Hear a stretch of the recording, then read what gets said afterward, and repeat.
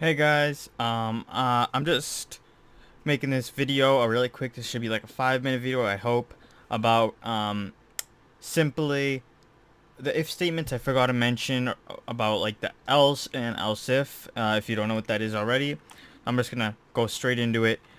We did before. We wrote down x is equal to 5, and we do if x then print worked.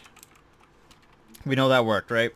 So before I told you on how if this part is always equal to true, then this will happen. And there is an x, so this is gonna work, right? Now there's something called an else if. Okay, else if is the same thing like the if above. You do another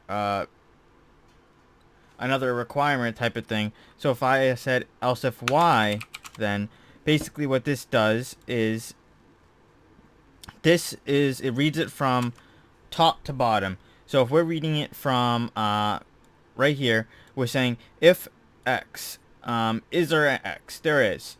So then we would do print worked, and that's it. The code ends. It does not continue. However, if x was not true and it was false, it will then go on to the next line and say else if y. It checks now y instead of x. If y is true, then it would print y worked. Okay, we can try this out right here. Y equals 5. So what's going to happen is this is going to print y worked because x is no x, because it's printing it's saying if false then, and it's always checking to see if it's true. Since it's not true, it's false, and this won't run. So then it goes to this part, checks it. Is there y? There's a y, so it runs it. And then after else if, there's the last thing, which is usually it's always at the very end, which is called else. No else if, just else. And you don't do any requirements in front of it. You don't do y, agree that, no, it's just leave it blank like that. And whatever code's in here is what's going to happen if all the stuff that happened above that does not work. This is what will happen.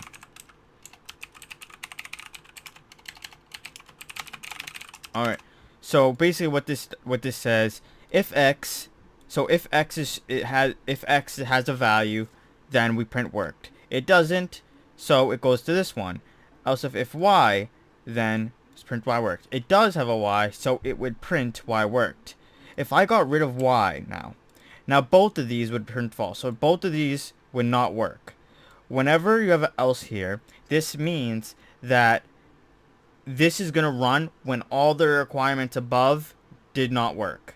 So whenever this one and this one didn't work, this would run.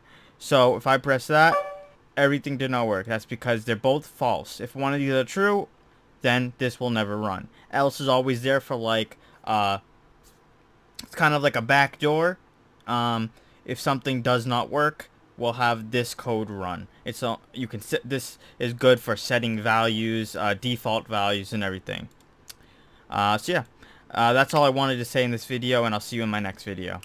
Bye bye.